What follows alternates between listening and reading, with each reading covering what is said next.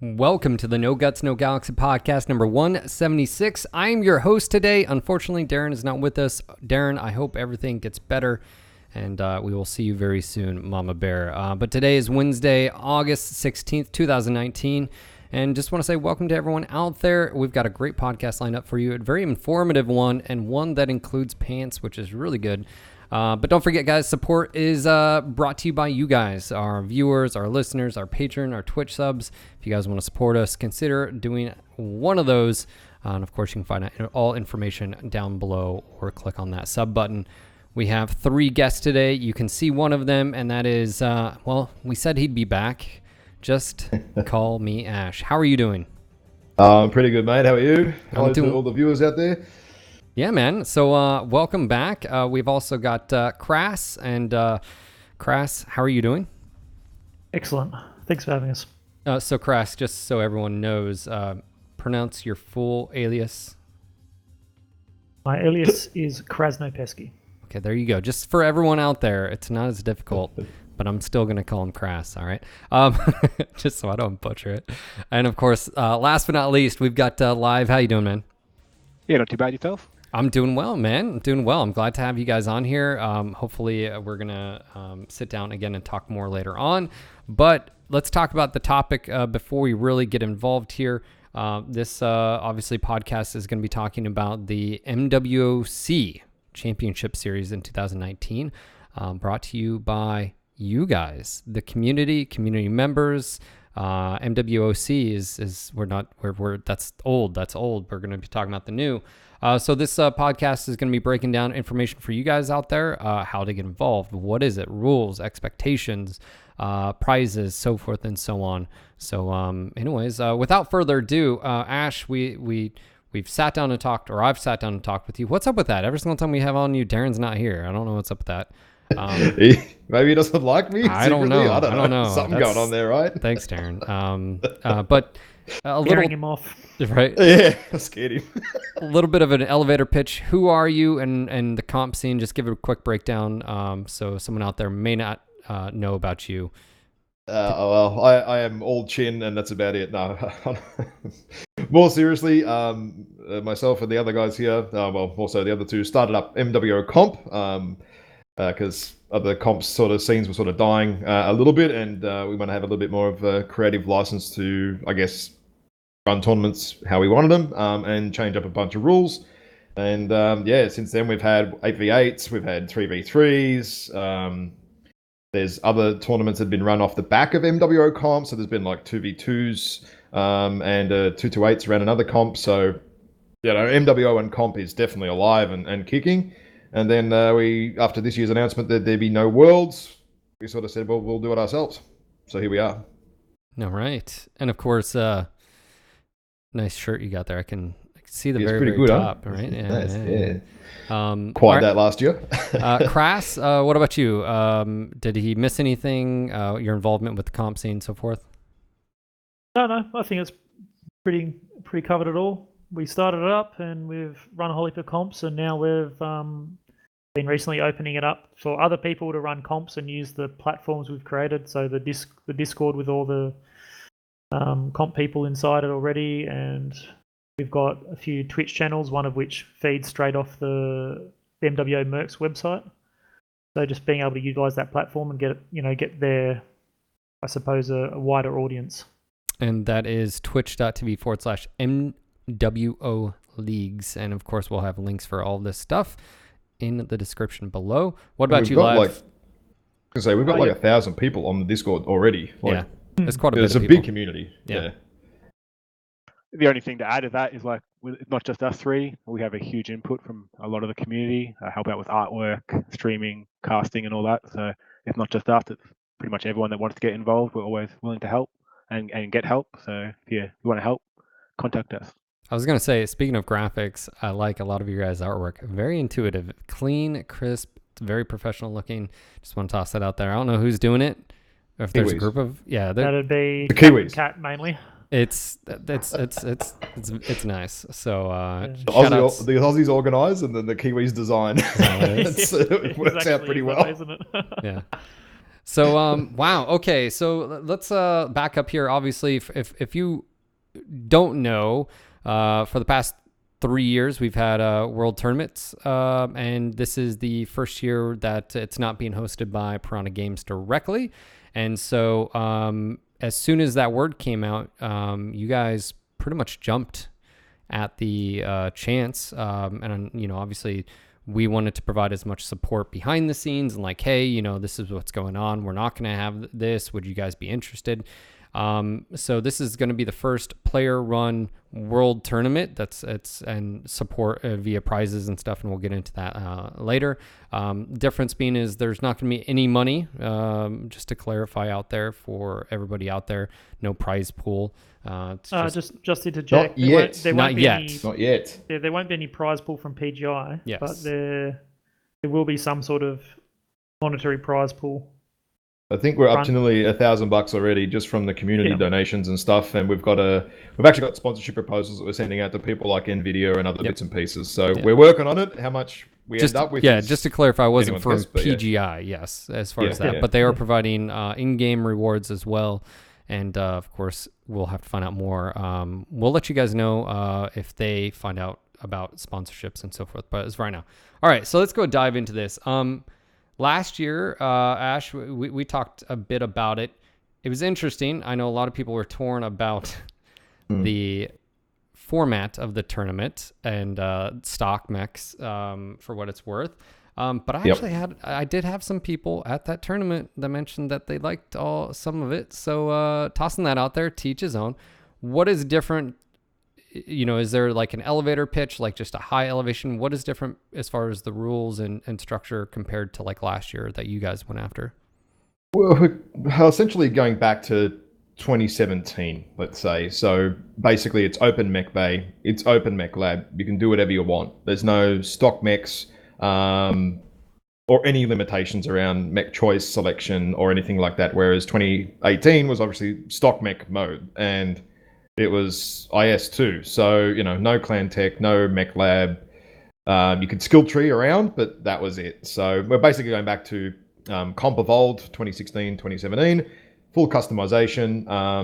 And the difference is we're running, as we're not running a tournament client, whatever balance changes occur on live, whatever mechs come out on live during the comp, can use it. So the comp will actually change a little and evolve a little. I mean, you've got like Rifleman 2Cs coming out in like October from memory, and other things like that. So you can actually keep using and adding and changing the dynamic of it as we go, rather than be locked into a patch, say, I think it was around like April. Yeah. Very something early, like that. Very early iteration of the game. Yeah. So by the time the guys are playing comp in December, you're playing on a server version that's 6 months old, and you've been practicing on the live server, and it's 6 months, a lot can change, but not right now. Granted, there's not too much balance changes now, but back then a lot was changing. So this time it's just going to be more what you see in the live environment is what we're playing on. That's what you get.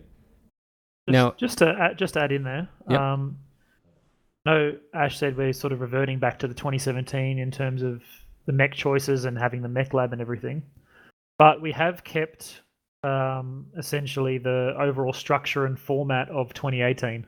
Okay. So in regards to the 480 tons and 3 of 1 weight class. So rather than the 2017, which I believe was 2-2-2-2. Yeah, it was 2s. We stuck with the 480 tons of last year. Gotcha. Yeah. Yeah, that locking in, that was difficult because like on one hand, I was a proponent, by the way, to just say, hey, just as the balance comes out, just let the comp teams will evolve. But then like on one side too, it's unfair, right? Because like guys who were earlier in the tournament who maybe got booted out or whatever, like it's like you don't want to throw a wrench, but that basically locked you guys into practicing really on the I guess the tournament client throughout, like you couldn't rely on the just, let's just say group play, just in public matches. Like you couldn't just hop in there, be in the mechs that you were going to for maybe a tournament play, just to, again, keep up to date and get used to how they feel and how they fire and all that. You couldn't do that as much because the weapons were different, right? Or a mech didn't have a quirk or something like that. So I like that change that you guys have made. Well, I mean, especially when last year with stock mode. Right. I don't know about anyone else, but my team certainly didn't run stock mechs into the group queue or anything like that to practice with them. Oh, 228 did. I know they 228. did. I know I think 228 it was- Blackwatch did, but Yeah. I don't know about I feel many like it would have others. been akin to pulling teeth, to be honest. Yeah. It's very, It would have been quite frustrating. I'd have thought. Yeah.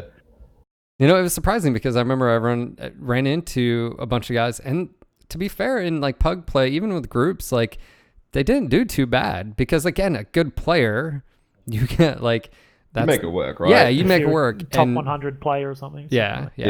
So you know, you're like, hold on, is that a stock build? It is, and then it's like, all right, well, all right. Maybe And in he some- just killed me with a stock build. Even in Like, some comp matches, guys, we really like- have to win this one because even in some comp matches, you know, I'm walking backwards into a fight because I got more armor on my butt than on the front. You know, Awesome literally, with I'm 40 like, guys, I'm 40 walking back backwards. armor. Let's go. You know, Yeah, like, I was like, what? I'm like, I got more armor on my butt. So Yeah, yeah, yeah. it's, Yeah. it's interesting. it was definitely, to me as a viewer, I guess, like last year was interesting just because from like a viewership, like watching the streams, because they were slowed down quite a bit, it made it a little bit more enjoyable of like what was going on, right? And but obviously, you know, from your guys' perspective and stuff, being able to take anything and then customize it, right? Not just lock down to like, okay, well this one, because really it came down to there was only a handful of chassis anyways, and then even with this, you guys still narrow it down as far as variants that and play styles that are used on certain maps. Speaking of maps, how did you guys choose the maps, and can we reveal what maps? Live, this is your one, dude. Yeah, There's no way this is- I'm doing this. Yeah. Staying out of this throw one. live under the bus for that one. Yeah, that's it. Live, you're done, dude. That's it. We had it open to a lot of the top level teams from last year. I had a discussion. Wasn't going really anywhere, so I just picked the top 5 that were most talked about or least talked about. So, and any team that complain, it's like, too bad. You're meant to be good. Just get it going. The first map, we've got a pool of 5: Canyon Network, Alpine Peaks, Tourmaline, Caustic, and Mining. Wow. Okay. So, you know, you can. See, we told you we were long going to throw range, him you under can the bus, roll, dude. you can LRM. Yeah. Well, I mean, for the map selection, to be fair, the only main, I suppose, complaints we've had on the Discord was about Caustic Valley. But when you look at the maps as a whole, there's sort of a map that does, you know, a few different things. So you've got Alpine Peaks, for instance, which for everyone who loves their blue lightsabers, they can EL large those to trade forever.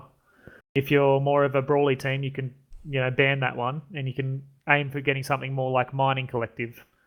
And then there's other classic balance maps like Canyon, where you can sort of do a lot of different things, or Tourmaline Desert, where there's a lot of different strategies available.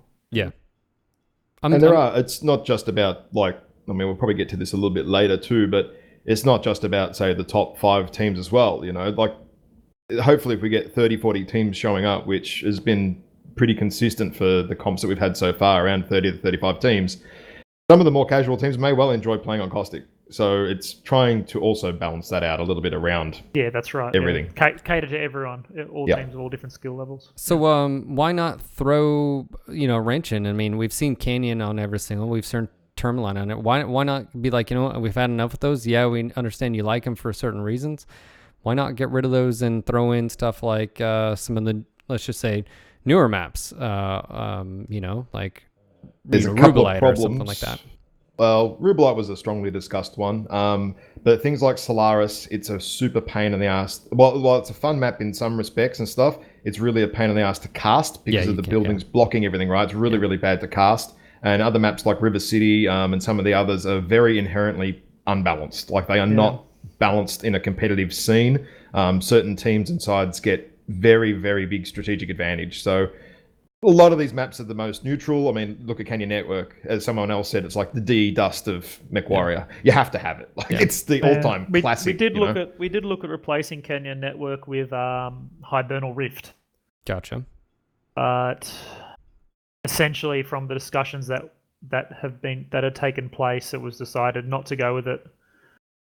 Still, I suppose, concerns over the visibility, with the brightness of the map, different things like that. Another one was well, getting back to Solaris City, there's still a massive problem with frame rates Yep. for players, even in Yeah. 8v8. No, yeah, totally. Yeah.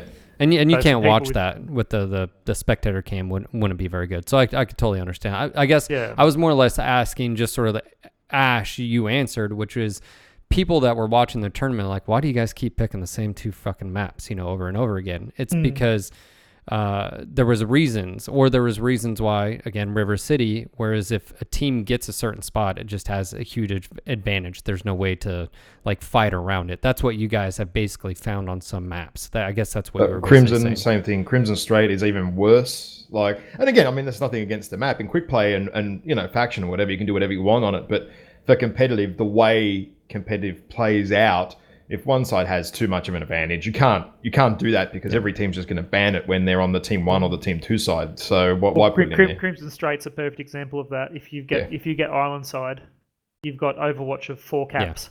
Yeah. Whereas the other team has 1. Yeah. One. So it's like you it's can't just, do anything. if you're that team, if you're Island side team, like you try and get that map every time, and if you're not, you just insta ban it. Yeah. So it becomes a sort of a moot point in that regard. And I mean, throwing caustic and stuff in there too. Don't forget, there's 2 map bans, right? There is a little bit of strategic gameplay in which map are you going to ban and which are you not. Teams will know what they want to play on and what they don't. So there is that little cat and mouse game in there too, almost like a bit of a mini game within the game. Gotcha. Okay, so maps. You guys have already mentioned mechs. It's everything, and that includes hero mechs. Yes, correct.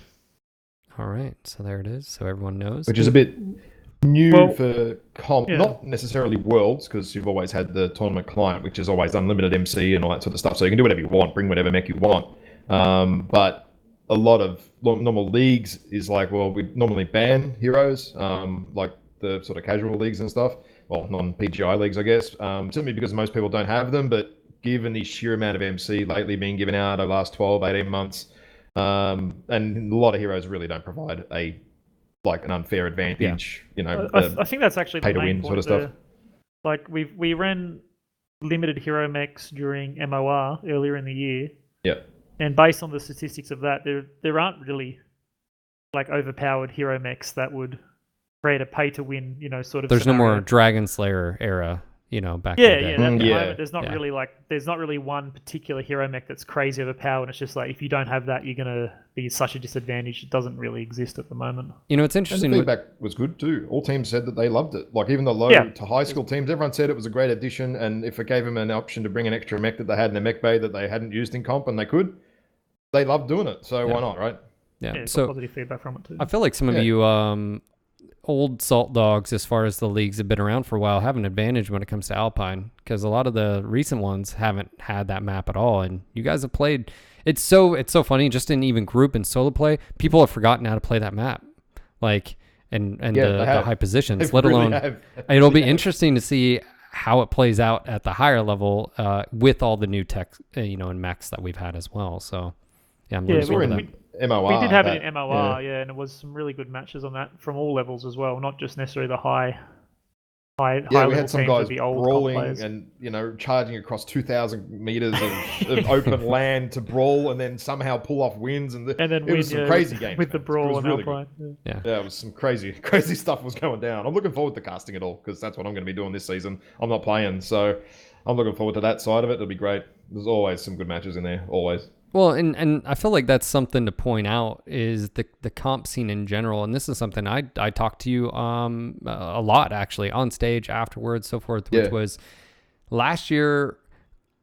It felt different. It felt more positive. You guys, I mean, again, the team supporting each other, even though they're your opponents, and you were so happy for the other teams.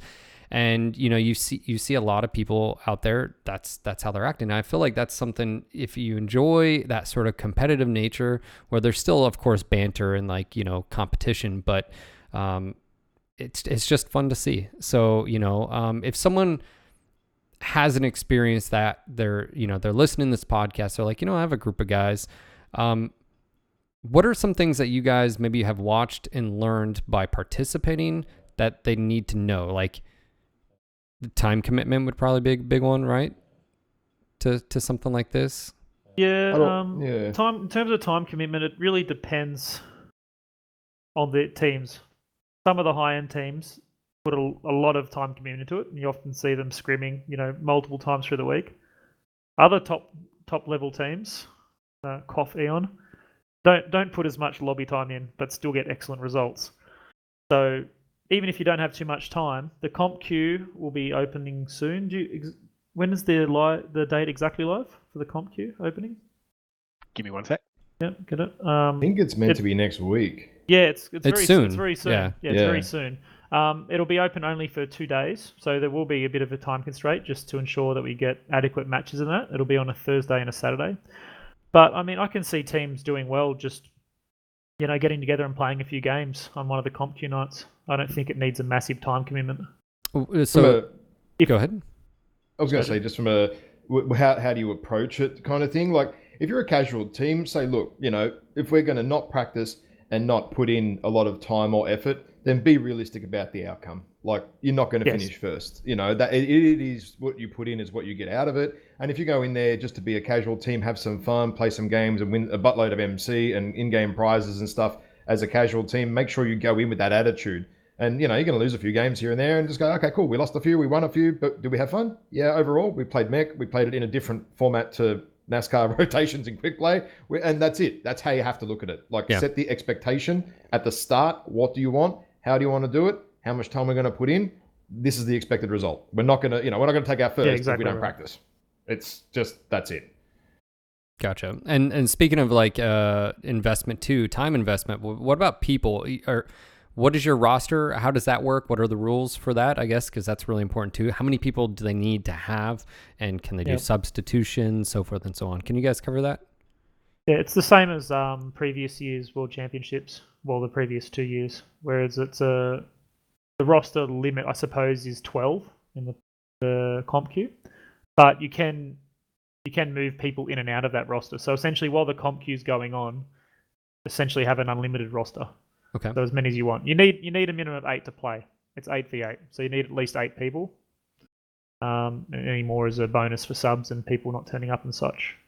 When the comp queue does finish and we go off into the playoffs, then you'll have to lock to 12 people. So you have to select 12 if you make it through to that stage. But yeah, 8's the minimum. Okay, and then go ahead. Sorry about that. The comp queue opens on the 20th of August, then closes on the 14th of October. Patch days, so pretty much PGI patch days. But the first night of comp queue won't actually be the 20th. It'll be you can start forming your teams in the comp play button in game on the 20th after the patch, and then the first night comp queue will be open for matches is the 22nd of August. That's right. Yeah, Thursday. Yeah. And just on the team environment, we have a lot of Div C, Div D teams that just play for fun. They just get a group of mates and just have fun, and some of their matches, especially watching casting matches, are probably the better matches than the Div A ones because they're always close.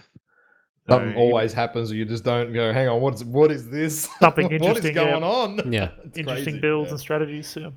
I mean, some teams last year went 10 wins and 30 losses or something. But, they said, look, we don't care if we lose. And look, that's probably coming into maybe the format more of the tournament, that a lot of the top teams are not actually going to be playing comp queue. So the stomps that have happened the previous years will not happen this year. You will not have EMPs, the Eons and stuff in comp queue smashing the Div D level casual teams, because we're running an invitational to the top 12 teams, I think, from the last 2 years. 2 invitational tournaments. It's actually expanded to more than the top 12 because a few teams from last year have sort of collapsed or merged and such. Okay, well, let's go dive into maybe the format a little bit, because I feel like that's an important thing, because it would probably be really discouraging, especially last year and previous, where you're playing, you're a casual team, maybe you want to get some experience, you want to have some fun, and hey, you never know, but you're just getting rickrolled 24/7. That's probably, well, I know that's discouraging, let alone frustrating, let alone why are we doing this? That's not fun, right? Morale breaking, right? And that's why we've done it this way and taken a lot of the top teams, well, not taken them out, but giving them an auto qualifier through invitationals. Well, yeah, I mean, it's not necessarily an auto qualifier. They still need to qualify, but Yep. we are presuming that the top teams, as they have done in past years, will continue to sort of sit at the top level and will qualify. Gotcha. And then once you've qualified through these invitational tournaments, the teams that do qualify are not going to be playing comp queue. They'll already have placements to the playoffs, so you won't have those instances where, you know, like Ash said, you're getting matched up against EMP over and over again. There will still be strong teams definitely in the comp queue, because not everyone will qualify for these qualification tournaments, invitational tournaments. Yeah. But there won't be those the very top teams will not be present there. Okay. So with the format change, you guys are hoping to achieve a little bit more even kill, or even kill, I guess, sort of playing field or chances out there. I mean, is that sort of the goal of the change, is to make it a little bit fairer?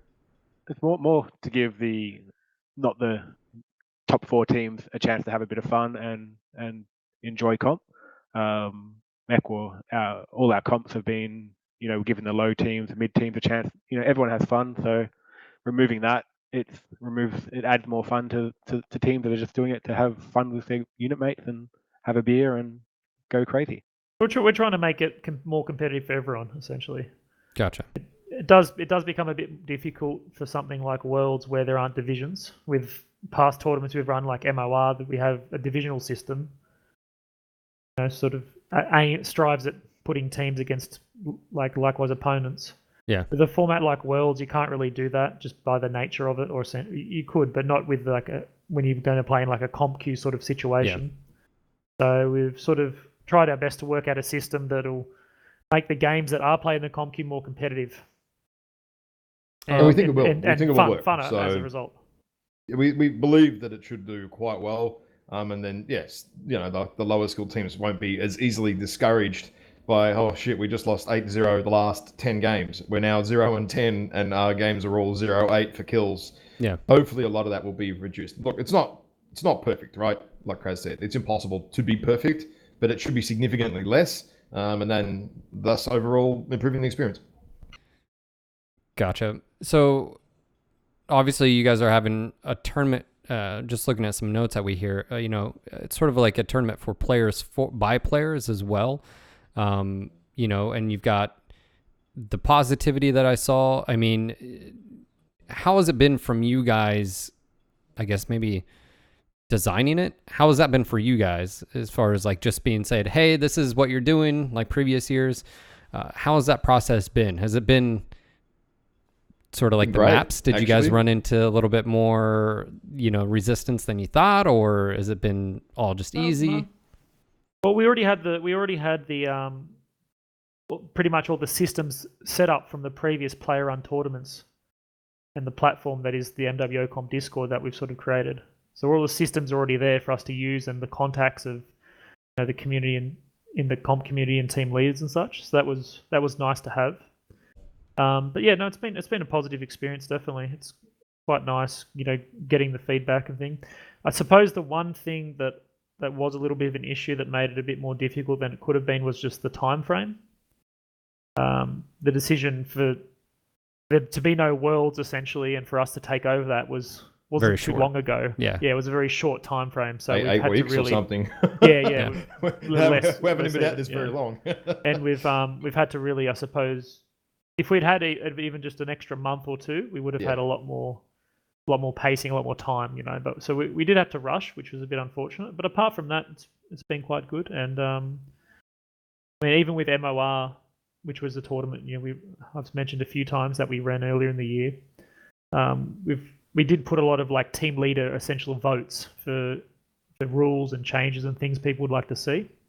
So having that feedback loop is very important to us. That's been all teams too. It's not just like, oh, the top 3 teams have done everything. We've had like the mid sort of every Div C teams, team leader, Div D teams in there. Yeah, everyone's collectively the rules literally where we've ended up is a culmination of all the teams are giving feedback. And sometimes as admins, we've had to make calls on a couple of things, well, probably 3 or 4 things here or there. Most of them are basically minor. Like, it's like, well, that's just how it's going to work because we think it's going to work the best. That's it. And everyone's just like, yeah, cool, sweet, no worries. Like, overall, the team leaders have all said the feedback so far has pretty much unanimously said, "Yep, we're pretty damn happy with where this is at. We think it's going to be a great tournament." Sweet, done, perfect. Hopefully perfect. Probably not, but I'm sure we'll come across a few speed bumps. But but that's how it's got to be. I mean, right? And at the end of the day, so you guys have seen, I saw some notes that 2019 has been a little bit different for your comp scene. You've seen, obviously you have a lot of people in Discord, so obviously the comp scene is still strong, especially, teams are 8 to 12 people or whatever. Why is that? Is it because of the camaraderie? Is it because of just the nature of the beast, people wanting something more than just pug play? I mean, is it a combination of it? Few things. Like, one, it is, coordinated, a bit more organized play against people of the same skill. I me's no matchmaker in group queue, so you might come against the Div A group of pilots. Say my crew EMP are dropping in group queue with 6 of us. It's 12-0 rolls. Like, it's hard to match 2 levels of teams. Whereas in comp settings, if you're at a Div D or a Div E level or whatever, and you're super casual, you just want to go around, shoot some mechs, be a bit more organized, and play against that like for skill level, you can. And the games are, like I said earlier, the games are pretty damn bloody close in the lower divisions. Like, they're always 6-8. If it's an 8v8, it's always 8-6. There's no 8-0 stomps. Very rare that kind of happens. So, and again, it is units. Units go through training. There's, like I said, the camaraderie. A lot of units in MWO have been around for 15 years for the other MechWarrior games. Like, they've all these guys have known each other for a very, very long time. It's not just because of MWO. They get to play together, and you get some prizes at the end too, right? So that's always cool. MC, mechs, mech bays, Seabills, all that sort of stuff.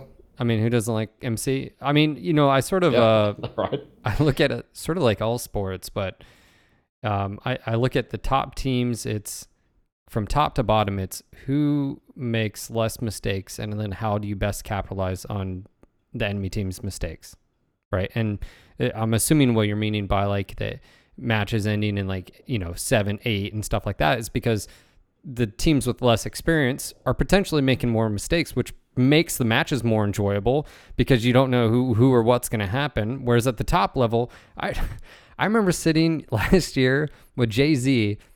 He was calling the matches right next to me and knew exactly what was going to happen, 2 or 3 steps. He was like, watch this. Oh, he's bet. And I was just like, Jesus, because one little mistake and boom, boom, boom, and one team wins. Yep.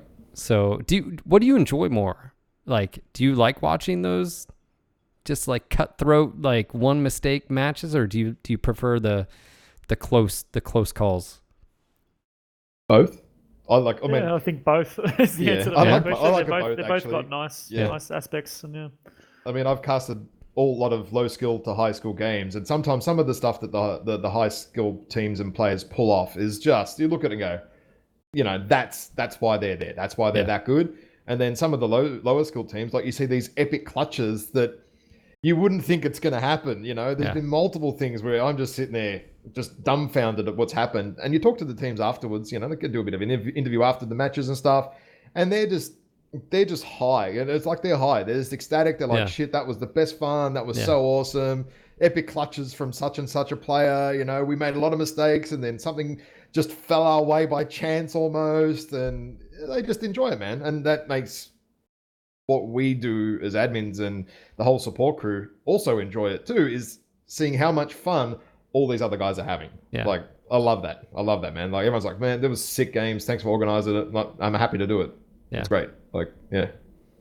So one thing I need to ask, artillery, yes, no? Is there a limit? Yep. Can't control it. So there's no way to control it in a lobby, and there's no way to police it. So you have to allow it, unfortunately. So, maybe someone out there, we've recently had some of the older maps come back, and it sort of reminded me why we have artillery and airstrikes, and why at the time, Old Forest Colony, the tower, people used to be able to sit up there and just dominate, and you couldn't force them off. Sort of like what you guys were saying, I guess, with the approach like Crimson. There's no way to approach on that. But RD and airstrikes, there's a reason why they're in the game. Can you explain their usage maybe to someone who just doesn't understand? It just seems like there's there's 24 airstrikes happening in like a quick play match. More often than not, in a comp level, there's a reason why so many people have them, right? Yep. You want to do that one, Kras, or? Yeah, that's fine. Yeah. Well, obviously, strikes in particular are needed on some maps. The same, sort of a similar reason to why we use Conquest. So teams actually have a reason to move and do something. Some maps even that are quite balanced, teams in the past, in the very far past, years and years ago, when it used to be only skirmish in comp, would find a nice hill that's got a very dominant position and sit on it. And they go, well, why do we have to move? What's the point? We've got a good position. Let's not move. Let's just stay here. So there's two parts to that now. Conquest, obviously you need to get the caps. And then to make sure so teams still can't, find a way to essentially find that dominant position to sit on it, we now have strikes. So if a mech is completely stationary sitting behind the same rock, which is really good for that particular mech, they're going to get punished because they're going to get hit strike after strike. So they're going to have to move. So it creates a bit more of a dynamic sort of playing field, which is, I think, definitely much more exciting to watch than someone, trading large lasers behind a rock for 10 minutes. Yeah. Having a bit more movement and sort of things going on. It's better for the viewers. And I think in the long run, despite some players not enjoying it as much, I think it's better for the comp and the game overall to have more of at least some movement, if not having to, run around all the time. There's at least have to be some movement or consideration for staying in the same spot, staying stagnant. So I do have a question. This obviously, I don't know. This is more of a hypothetical. Is there weapon systems in particular that you guys would like to see buffed or debuffed right now? Weapon system. Dude, you're gonna open Pandora's box. I'm just saying. Let's just say, is there like three, like obviously small pulse or something like that? Are those things that you guys would be interested in seeing buffed, or is there anything that's too strong? Small pulse lasers need to be buffed. Okay. And small pulse as well. They all need attention, man. Yeah. Clan small pulse are almost there, I feel, because they have buffed them a few times in a row, but they're not quite. Dominant lights are still. You'll see the dominant lights are still either like a piranha with boating machine guns, or a piranha boating micros, or like a wolfhound, for instance, with medium pulse. Yep. There's very few mechs that run small pulse successfully, or like as a main weapon system, or small lasers.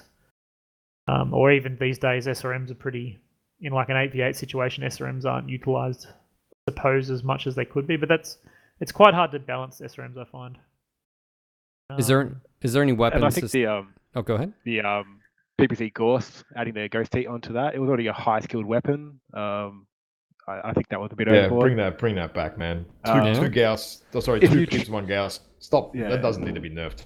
But anyway, if you spend Pandora's a box, lot of time learning how to use that weapon, there's probably a lot of conflicting opinions too, I'd say. So yeah, because I've actually asked people when we were at the tournament about it.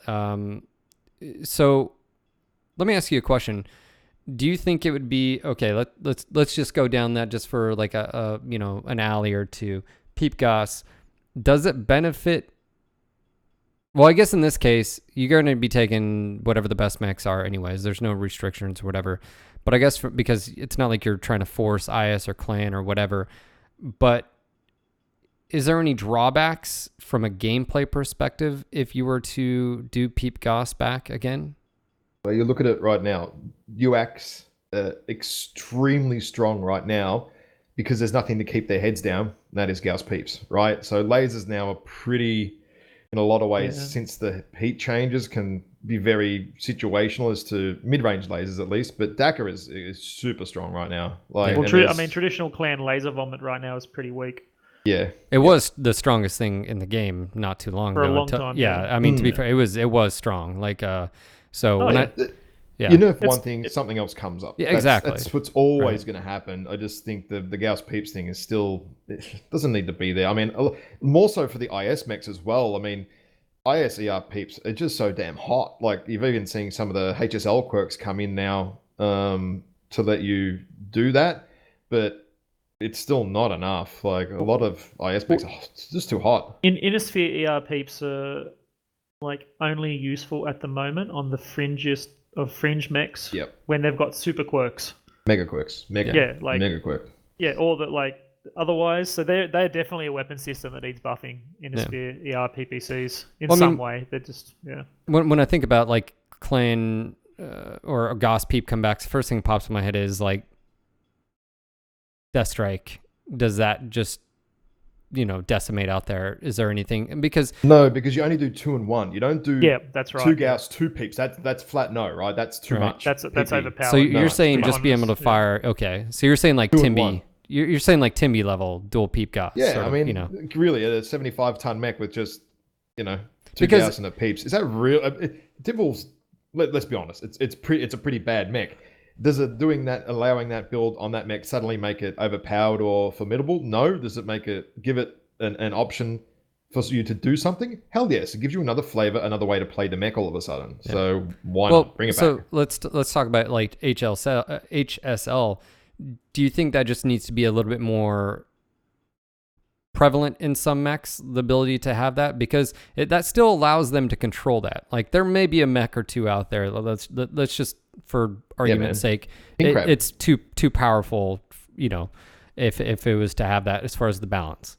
Well, look at King Crab, 2 AC20s, right? Why can you run 2 dual heavy Gauss that has higher velocity, more damage, but you can't use 2 AC20s, which is less damage and like half the velocity? I just don't understand. The HSL quirks are excellent. Yeah, and I think I think more mechs need to have them. And at the moment, they've only really done lore mechs, and I know it does sort of open a lot of different avenues up that PGI might not want to open up if they do non-lore builds. But I think a few of like struggling chassis could be buffed quite nicely by having a HSL and actually be C use. Yeah. And it doesn't necessarily have to do with the Peep Goss. It could be other stuff as well. What we were talking about. Anything. Like the Hunchback 2C getting the UAC. I mean, I know that's not going to be seen probably on the comp level side, but the idea that opens at least. No, people ran it last season. Some of the mid teams ran it, man. Yeah, they loved it. It wasn't a great mech, but they still ran it. They ran it. Why not, right? It was seen. It was definitely seen. We saw a lot of them actually. Quite a few. Yeah. All right, so and you'd see them shut down about 3 seconds later. All right, so obviously Peep Goss, I know that's always an interesting one. Small pulse or small lasers, you said. Yep. Let's talk quickly about again while we're here, missiles, ATMs, direct fire, LRMs. Are we just gonna see ATM 36 Vapor Eagles with tag? Is that what I don't know if we want to get too into it, honestly. I guess what turn into a weapon balance podcast. No, that's fine. That's fine. Look, we're here. We're just talking about. Do you have concerns about any weapons overperforming right now? Personally, I don't. Not massively. I mean, look, balance is never perfect in any game necessarily, right? There's always little tweaks and things you could do. Balance right now overall isn't incredibly bad. I think balance is, over the last couple of years has been questionable in a lot of areas, but it's not too bad now. Overall, as a general issue, lock-on weapons for the mid to low skill users got nerfed with that whole change for the lock-on reticule and stuff. Like high skill users weren't affected by that. That hurt the lower end of the player base when it was meant to not. I don't really understand. Yeah. I actually spoke to Chris at length about this too, so I don't really get the target reticle needing to be the target market for the change was hurt, not buffed. Like high school users got a buff out of that. Low school users didn't, so I don't get why it happened at all, because all it did was make the super casual guys super angry because they can't get locks anymore. I wouldn't be surprised on some of the maps if you see some teams. I won't use the word trolling for it, but having a lot of fun running a NARC LRM drop deck. Yeah, it's going to happen for sure. It's going to happen. Well, it's going to happen, and it could be, and it's very hard to balance that because it's either completely useless and you get it's a single string strategy, right? It's going to work. You 8-0 them and you just destroy their entire team. Yeah. Well, you're going to get 8-0'd or they're going to 8-0 you. Yeah. I think this is it's a valid just sort of tangent to go off, just because one of the things is because of your tournament format, a change that goes in you guys have to adapt. And I feel like that could be unique. You know, Chris maybe is like, hey, you know what, you guys are right.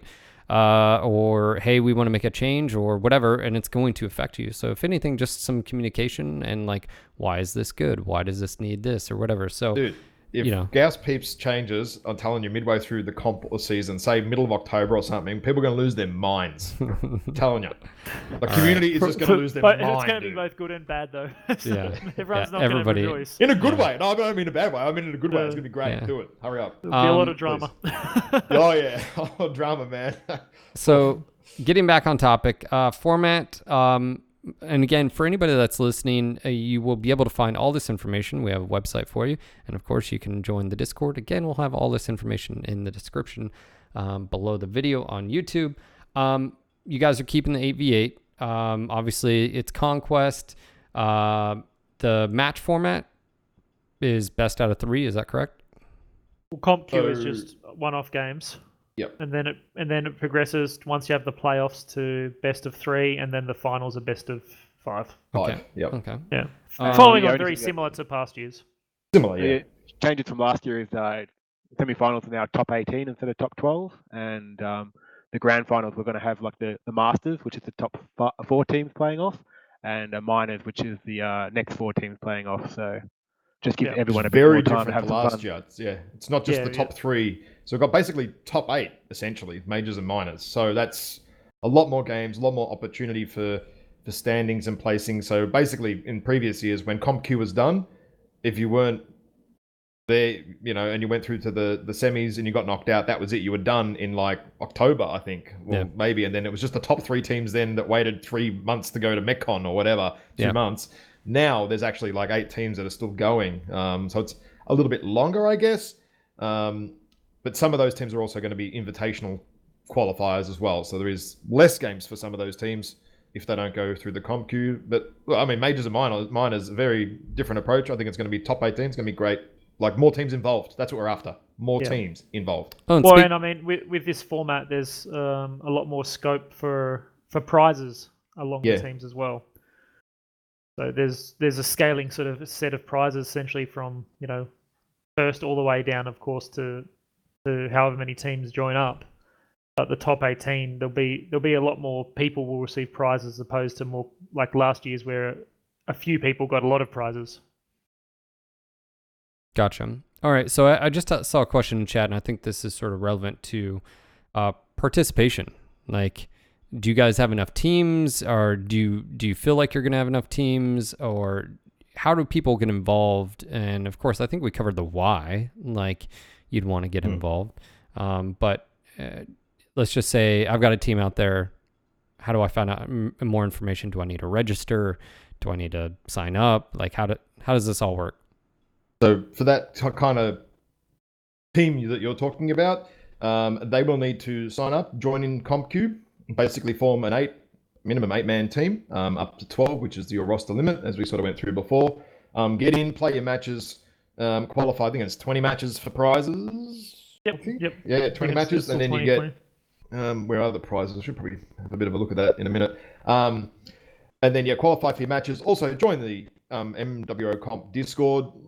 That's where all of the discussion is going. So if you do have questions, and the comp players will help too. Like the top teams, even mid-tier teams, people will freely give spreadsheets out so you can plan your drops, so you know who's bringing what mech, how much, you record details. Like the community in that way is super bloody awesome. Like there's a number of guys that have their own spreadsheets that will freely give it to you, so you can run your own team, design it, do it all, and basically someone's already done all the groundwork, and it does all the formulas. It's got all the mechs in drop-down boxes, all this cool shit. Like it's some of the spreadsheets these people make is phenomenal. There's some good resources out there that are community made that everyone's willing to share around. It's nice. In terms of the actual comp queue itself, I definitely encourage you to join the MWO Comp Discord and everything and get involved with that side of the community. But if you don't want to, for the comp queue itself, you don't have to. You can just form a team. I mean, you still have to have the 8 people at least. You can just form a team in-game. You can play your 20 matches, and you don't have to, if you don't want to, you don't have to be involved with anything else, essentially. Gotcha. And that will give you your rewards. Unless, of course, your team manages to qualify in the top 18, in which case the teams who are in the top 18 will need to jump on our Discord, because that's where we'll be organising all those matches. Once you're in the top 18 and the playoffs is happening after CompQ, that's when all the matches take place in private lobbies. So there will need to be communication there, of course. Well, let's just say you've got someone that doesn't have a team. Obviously, Discord's still a great place for them, right? Because they can be recruited there, and obviously you have access to all the teams. Yep, that's exactly right. We've got a channel, a text channel in our MWOC Discord, which is essentially player recruitment. So players can type there, "I'm interested in a team," or "I'd like to form a team. I'm looking for pilots." And so it's an excellent way to sort of pick up pilots or pick up a team if you're just by yourself and you want to get involved. Also, the forums too. There is a section on the forums under competitive play, which is a sub-forum that's been there for about 18 months. Teams and players do post in there as well. So there's 2 avenues to do that. And obviously any in-game chat window, your units, sub-units, friends, friend lists, you can use all that stuff to form a team as well. And yeah, like I said, top 18 or higher, you're going to need to be on our Discord for those playoffs and organization and all that sort of stuff. All right. And so if someone wants to obviously support, there's different levels of support, right? I mean, you can watch the games when they're happening, be active in chat, or just lurk, it's cool. We talked about the Twitch channel, which is twitch.tv/MWO Leagues. You guys can sub there. Where does that money go? Is that something that contributes to this, or is that just helping pay for like artists and stuff like that? 100% of the money will be donated to the prize pool. We'll only take anything out that covers our cost, which is not much at all, and we've been paying for it anyway. So anything for this comp will 100% go towards the prize pool. And the prize pool, you guys, you'll have a link. Is there a link over at MWO Leagues? I saw something in chat. I wasn't sure if that was it. Yeah, so the prize pool was up to $786 at the moment. Okay. In there, we've also got some community marketplace items for sale. One is like an hour with Darren from NGNG. He'll just pretty much play on stream with you or have a 1v1 with you, do whatever you want. Okay. MP's not do whatever you want. There's probably limits there, right? No, that's what he said. It's on the internet now. And I quote, "Do whatever you want." Yeah, do whatever you want to that beard. Darren, I want you to wear a tutu on stream. Right? He's pretty supportive. He might do it, you never know. MP's offering some one-on-one training with their teams or players, so just some things we can give back to the people that donate. Okay. Just like to thank especially PGI and NGNG because they've been giving some free stuff away that we can give to the viewers and the people supporting. So that's always great. Hey, you guys are doing all the work, man. It's easy to support. You guys just tell us what you need. Like I said, that's what we're trying to do for you guys is get obviously the word out there, because I guarantee there are people that didn't know that there was a tournament, and hopefully this reaches some ears and maybe some eyes. So there's you guys also other packages too, right, that you can purchase, and it's all on Matcherino. There'll be more details coming in a forum post on the forums and stuff. I think from Tina or something in a couple of days. But you can even purchase some one-on-one training, go in the draw to win. I know some of our EMP guys were happy to put on a few pilots just to help train other guys. So you can contribute $20 towards that, and then you go in the chance to win a draw with that. We've also put up an option, it hasn't appeared yet, but for team training. So say you want to get your unit together, right, and you want to get some training. Well, we're EMP are going to happily donate like 3 or 4 hours of guys sort of time to come and help train your unit and give pointers and whatever and all that sort of stuff. So, you guys can all throw in $5 each and then go in the draw to win, the training session with the pros and stuff. So, gotcha. I think someone said in chat actually says, so basically you get to train Darren, which I think is appropriate. I think that's shots fired. All right. So you guys mentioned, hey, you can participate in the comp queue and you don't even have to register if you don't want to. You don't have to go that route if you don't want to. And you can still get the prizes, and prizes are going to be in-game. And can we talk about the prizes? What are people going to get? And, how many matches do they have to play? Okay, we just finalized that this pretty much today. Yep. So essentially the participation requires 20 matches in comp queue. That follows on from previous years. If you do your 20 matches, even if you lose 20 matches, it doesn't matter. You will receive 5 mech bays, 7,000 MC, 3 million C-bills, and 273 GSP, which is enough to fully skill out 3 mechs. All right. And colors too. 7,000 MC for... Yeah, okay. Yeah, so 20 matches. Those prizes bad. have gone up a bit from last year, which is nice, the participation prizes. And then they scale up depending on how well your particular team places. Okay. Yeah, what was that? Were there some colors too? Yeah, black, white, and orange colors. I don't know what description of what they are exactly, but there's some colors in there as well. So yeah, it's just the colors of our logo for the competition. So gotcha. And if you get to top 30, you can add on to the original, the top 500. You get to the top 30. There's 2 more mech bays, another 1,000 MC, 2 million C-bills, another 182 GSP, and some in-game titles as well. I believe that says top 30 above your mech, like when you're walking around. So that's pretty cool, actually. That's not been a thing in the past, so that's pretty awesome. And then sort of moving into top 18, and I won't go much further than that. You get a collector's pack on top of the 5 mech bays. You get another additional 5k MC, an additional 3 million C-bills, another 270 GSP, and more titles and stuff as well. So PG have been pretty generous with the prizes this time around. And I mean, if you look at, say, an event that might take you in quick play 100 games to grind out or 50 games to grind out, you can get all this, which is probably 10 times, 20 times the rewards for 20 games. Gotcha. Yeah. Not bad. So if someone is listening right now and they're like, I like what you guys are doing, I would like to help either contribute. Obviously, we talked about, your Matcherino, but maybe there's someone out there that's like, I want to sponsor you guys somehow, way, shape, or form. What's the best way to contact you? Is it on Discord or is it through an email, website? What's the best way if someone's like, hey, I just want to... Everywhere. Everywhere? All the things? Discord is always the best one. Discord? More responsive on Discord. Okay. If not, just post in the forums or the Reddit or send us a message on Twitch. Of course, we will have that Discord, again, link in the description below the video. Maybe someone will sponsor you with, I don't know, Nutella for Ash or something. And even if there is sponsors out there or someone knows a company that would be interested in sponsoring it, we do have a sponsor proposal. You can have your branding on it, tournaments sponsored by whatever, and that will be throughout the tournament.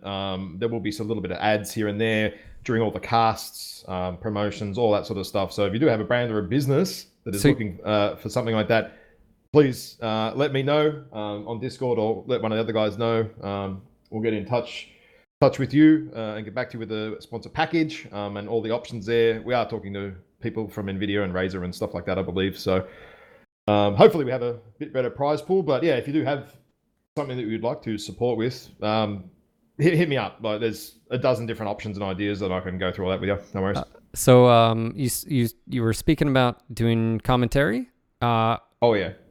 So who do we have a list? Many, do we have quite a few commentators this year? All right. So Bandit's coming back. Okay. I think MDM might be coming back. If not, it'll be me and Bandit. We'll team up. He's gonna have to put up with me. Good luck getting a word in then. But we've got a massive, like Live said earlier, we've got a massive support crew within the team. So a lot of our more seasoned casters, myself, we've got Curlon's going to be helping out with a lot of the tech stuff. He's awesome doing all of our Twitch overlays and stuff in the background. Band's going to be around casting. Might be seeing the Saruman and Toaster team come back. We're talking about that with them at the moment. But we'll work on that. That's a work in progress. We should do on that Maritorino like a goal where if we meet that goal, Ash has to wear a tutu for casting. I think that would probably be met. We can do that. That sounds good. I think that. Right onto it. All right, thank you. I appreciate that. I'm in trouble. That was a good idea. I mean, nice. It's like it just came to me. I don't know. You just came to you, right? It's probably Darren's in the background. What are you doing? Get stuffed. I'm going to kill you. Yeah, and a tiara. Yes, of course, because he's our princess. We're going to stream as much of the invitationals, the semis and finals as we can. In the previous sort of worlds, some of the streaming's been a bit limited and stuff, but we're going to try and do more this year. I'm not playing at all this year, not doing any matches. I'm just going to be casting flat out as much as I can with work and get the other guys within the team in there. So we should have some nights, hopefully 2 or 3 streams running at once when we're doing some of the invitationals and matches, and yeah, get it out there so everyone can tune in. I mean, we're averaging like 150 to 200 viewers every time we stream a comp match, so it's pretty good. All right, and of course, all of this will be broadcasted on the Twitch channels. Updates, you guys will be working with the Incoming Missile podcast, guys. You're going to be obviously advertised on the MWO website. Of course, the community Discord that you guys have created, and MWOcomp.com as well for anybody that needs any of that information. I'm excited, man. I like watching the play. I'm not that good, but you can appreciate someone that is. Like I said, for the past you few should have years, played with your team last season in more, man. But anyway, we'll get into that. Yeah, they did well, right? They did very well, man. They did very well, actually. Dark Horse, to be honest, they did Dark really Horse. well. Yeah. They're all my fanboys. That's what they were labeled, I think, at first, and then DSAG did really well. I was proud of them. They did very well, mate. Very well. And that's it too, right? There's often Dark Horse teams that come out of nowhere. Like even just the last 3v3 tournament, Comstar Postal Service made it to the finals. They knocked out some of the very high-end teams, just where do these guys come from? They're like a semi-new unit, especially to comp, So there are a lot of Dark Horse teams that can come out and, okay, you might not take out the grand prize, but you might well get in the top 18 and earn yourself some sweet loot. No dramas. Well, it's easily to be done. And I think it's really cool how you guys have programmed it with removing basically the top guys too, because that was, I remember last year, and the previous year, it was very demoralizing for a lot of teams. And I feel like another thing too is with the positivity you guys have had and sharing builds, like I remember last year someone was, I don't know who it was, but basically they were complaining, saying like the Mech lab is, the fits were the most important. I'm like, everyone knows the fits. The difference is how, again, whether you make mistakes or not, but someone may not know the fits if they're brand new to comp, and you guys' willingness to share all that, again, they'll give all the secrets out. The difference is the execution, and that's what separates the top guys from the bottom guys. And so that's been, for me, looking at it from the outside perspective, I mean, that's really cool. I mean, like, you guys should pat yourself on the back. Like, that's something, I'm glad we're at that point, and you guys have been just, representing. Dude, last year, I think I was helping 6 teams out at one point, right? Like in the comp leagues, and I think even Worlds last year. I said to my team, I said, hey, look, I'm going to be helping this, and these. You guys, any issues, speak up. I said, I won't obviously talk about our strats or plan their strats, but I'll just sort of poke holes in their strats and maybe suggest some mechs here and there. Everyone was like, yeah, do whatever you want. Like, that's sweet, Like, the competitive teams and units, especially at the high end, are super damn helpful. No one is going to shut you out. Like, no one I know does that. I just don't know anyone that would say, no, we're not going to help you if you reach out and say, hey, look, I want some help. I've helped plenty of teams, man. No worries. And they're all super thankful, and they love it. I do training sessions and stuff now and again. Not much lately because I'm just too busy with work, but everyone wants to help, man. Like, it's for the betterment of the community, right? Yeah. It's pretty simple. Speaking of which, I think, as we're closing out here, I think it's really important to where you have nothing to lose. If you like the game and you want just maybe a little bit more than the group queue, just to get your feet wet, or maybe you want to go dive in, either or, I think there's room for everybody, and all skill levels. You don't have to be at the top. Enjoy your time, and of course, prizes are always good. And again, the amount of time you're going to have to invest compared to like some of the events we have maybe on a weekend or a week, probably a lot less, right? Yeah. That's so pretty low, I reckon. Go in there with a cool attitude, and of course, you never know, you might surprise yourself or surprise other people too. So there's a lot of units out there, right? Like I see on some of the Facebook page and stuff that they organize drop nights, and they're just super casual units, right? Why wouldn't you then jump your team rather than just do an 8 or a 12 man in quick play? Why wouldn't you then go and do it in the comp queue, win some, lose some, but walk away with anywhere between 5 and 10k MC, 10 million C bills, enough skill points to skill out half a dozen mechs?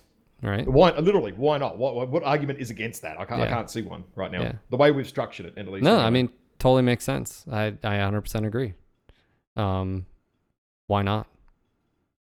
I'm looking forward to this. Of course, like I said, that the comp, you guys mentioned that starts, the scene opens up, getting your teams formed up, and it's going to be kicking off soon. Look forward to sitting down again with you guys and maybe doing a recap of like, hey, we're midway through the season, what are some surprises or stuff like that. But I just want to say thank you, Ash, especially being on the other side of the world and making this work, and Kras and and everybody is live as too. Oh well, Kras is kind of not now. No, he's on mine. He's on mine. Me. Yeah. He's on my time zone. So, yeah, it's been a pleasure. So while we close out here, any shout outs or last things? Have we forgotten anything? I don't want to miss. We did. Hold on. Did we cover the one thing you guys were talking about, which was the? Yeah, I think we did. Okay, the half. Okay, we did. I just wanted to make sure the teams that were. Okay, I think we're good. Yeah, any last words? Anything? If you want to get involved, hit up the Discord. Get on the links. If you're having trouble, just sing out one of the admins or another team or team leader, or someone will help you out if you need some help setting up, getting involved, player recruitment, all that stuff. Like it's a pretty damn good community. It really is. Like MechWarrior, and especially the comp community, is just kick ass. It's so good. Yeah, it's been very positive this year. It's nice to see. Yep, super Everything positive. working so well. Yeah, good. And we've worked hard to make sure that sort of atmosphere is around as well. Yeah, most so it definitely. It's been an ongoing sort of point that we have worked on to make sure the scene is positive and everyone's very helpful and it's inviting to new players and such. Yeah, and we get in past years. A few years back, it wasn't like that, but we're running things our way, and that's, I don't know, the Australian way. It's a bit different. we're a bit more all-encompassing. And it's working, right? I mean, you guys have had good numbers this past year, and we had 35 teams, I think, in the comps. That's proof is in the pudding, man. Population going down. I mean, there's no denying that population dropped off. Everyone knows it, but the comp is still relatively strong. The teams are still relatively there. Like we really haven't lost many at all over 18 months, which is incredible. Yeah. Kras, any last words or shout outs or anything like that? I think we've covered it all pretty well. Like Ash said, if you want any more information, just message any of us or jump on the Discord and ask any questions you want. There's always someone around willing to help you out with that. Awesome. What about you, Live? Yeah, just a big thank out for Tina and Darren in the last 18 months behind the scenes. They've been really helping, supporting us, and going out of their way to make sure any questions we have, they come back and do it. Or any problems in comp we have, like even Chris has been helping us out. So huge thanks to them, and it's made our work a lot easier with how good they've been. Awesome. Absolutely. Well, gentlemen, we're going to go ahead and wrap this up. I just want to say thank you again for making this podcast possible. Thank you again for putting in the work. Also, thank you to everyone behind the scenes that isn't these guys or that chin. Thank you guys for helping make this happen. And I look forward to seeing this tournament and, what teams involved, what matches come out, and, seeing whoever, whoever ends, who's going to be, that's going to be interesting. That's a podcast.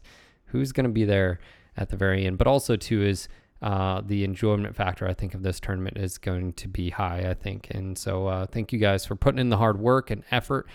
I guarantee, I know it's going to show. So thank you guys, of course. Thank you to everyone else that is here watching. Thank you guys. You guys are amazing. And again, if you need any information as far as this tournament, the Championship Series of 2019, it'll be in the description below. But as we wrap up, I just want to say again, thank you guys. This podcast is supported by you guys, the viewers. Consider supporting us in a variety of ways. You can become a sub. You can check out our Patreon. We got a merch store. And of course, if you're going to be shopping on Amazon, use our affiliate link. It doesn't add anything to your cart, but gives us kickbacks when you buy stuff. And of course, Darren, I'm sorry you weren't here. We need to get whatever this is with you and Ash. We just need to move past it. All right. It's time to move on. It's time to let go. And But yeah, thank you guys. This was your local No Guts, No Galaxy MechWarrior podcast. Signing off for tonight. This is Phil. Until next time, Mech Warriors.